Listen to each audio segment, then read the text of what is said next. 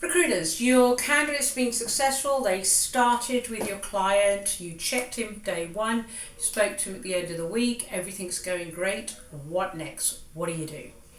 Hi, I'm Suky from Professional Selection. Today I want to talk about the importance of continuing that relationship after you've placed the candidate.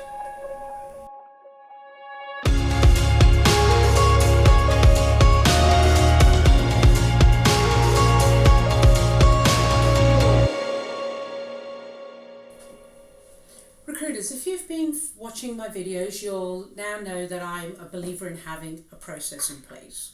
One of the stages of that process is the support stage. That's the stage after you've placed your candidate. How do you now ensure retention, that the candidate is happy and they've found the home, your client is retaining your candidate?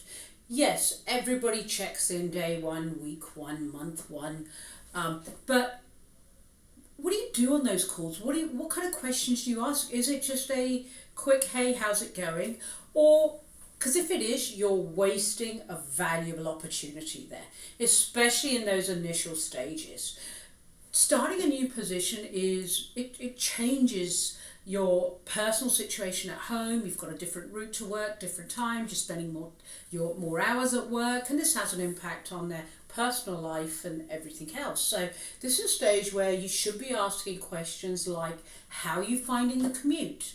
How are you finding the company? Are you receiving the support that you feel you need? Is there a line of communication there? Is the role what you expected? Those types of questions, because more often than not, candidate may simply just be feeling nervous, and by vocalizing it to yourself, it allows them to just, for lack of a better word, get it off their chest. And because these are natural things, you as a recruiter, candidates will go through these stages, so why not ask them those questions? But on the other side of the coin, if there is a problem or a potential problem, it allows you to highlight it to your client earlier on in the process. So, for example, the candidate could be feeling that they're not being onboarded. They could have been put in a different position to what they thought they were hiring. This is where you can go back to your client and communicate it, because what will happen there is the client will correct the course of action there. It simply could be something as simple as just communication. So it's critical that you're asking those questions at every stage. But not only that, you should also stay in touch with that candidate. Again, it depends on the level of candidate, but 2 months, 3 months, possibly even 4 or 5 months down the road, just check in with them, see how things are going. Are they happy? Now, be careful here. What you're not trying to do at that, for example, if you decide to check in at the 4 or 5 month stage, be careful.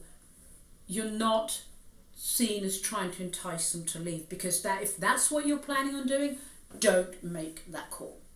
The whole idea of these calls afterwards is to ensure that your candidate is happy in the role that you have placed them in, and your client is happy with the candidate, and the client onboarding is going well.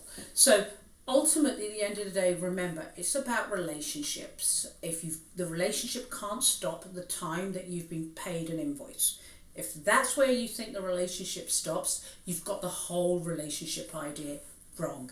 It continues after the candidate has started work. Anyhow, I'm sure there's many different opinions. Feel free to leave comments below. Else, thanks for listening.